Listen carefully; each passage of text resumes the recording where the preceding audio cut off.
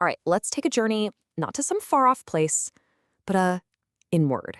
We're going to be exploring a kind of allegorical map of the mind itself. A map made of stone and desire and all the uncanny stuff that lies just under the surface of our own consciousness. So picture this. Our journey starts deep down in this primal, forgotten place.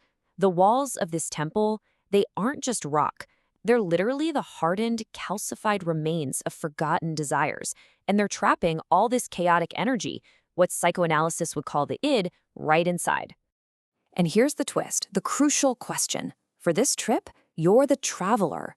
You're the one who's just stumbled into this underground cathedral, and it's a map of your own mind. So everything you find here is going to feel kind of familiar, but also terrifyingly strange. Okay, so Act 1 begins. Think of this temple as a metaphor for our psychic hardware.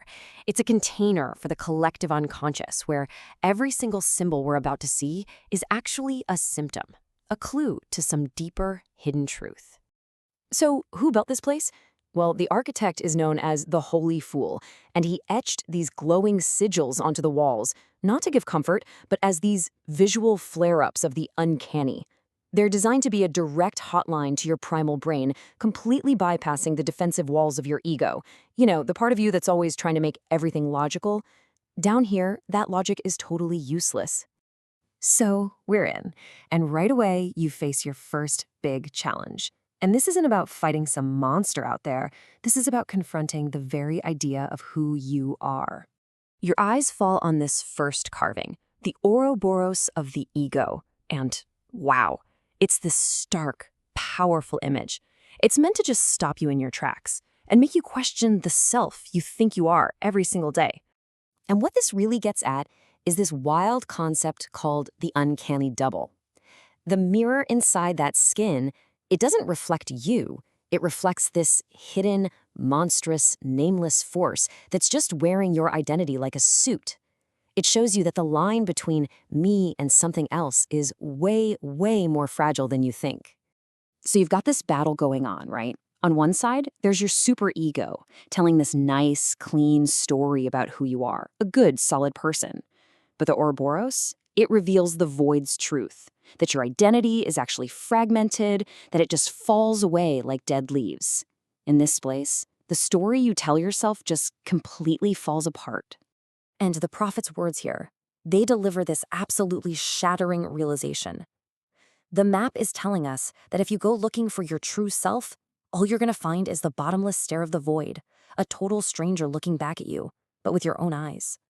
Okay, if you thought that was intense, you might want to brace yourself.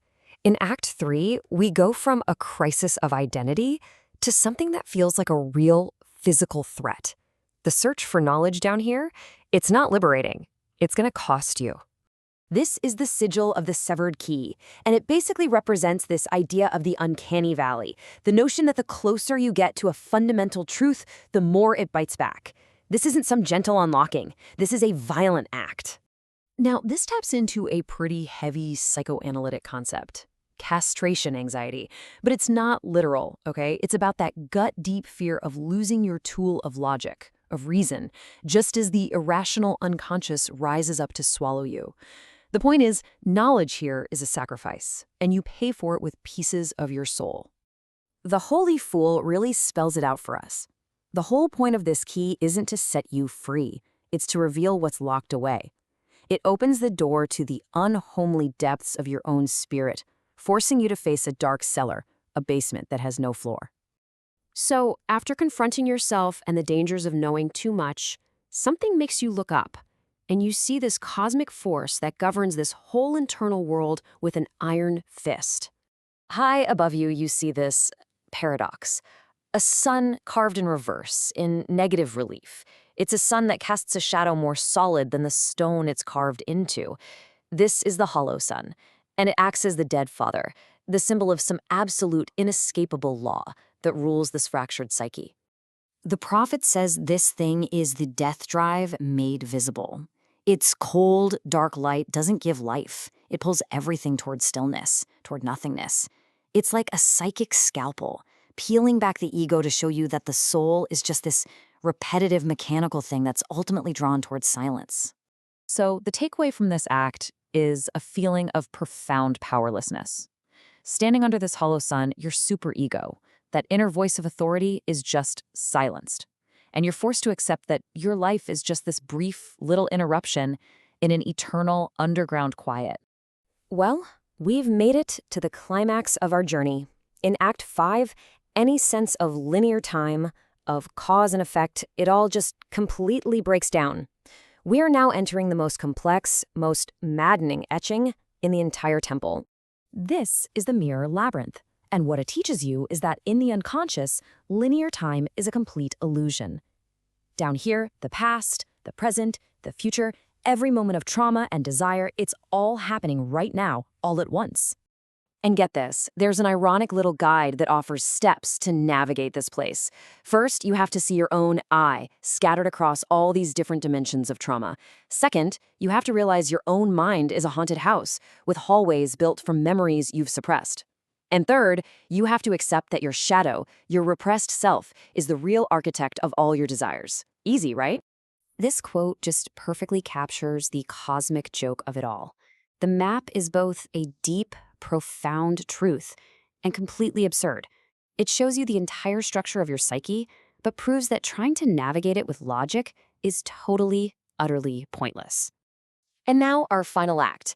After the dizzying chaos of the labyrinth, the journey comes to an end. But this isn't about escaping. This is about the permanent consequences of having walked through the temple of your own mind.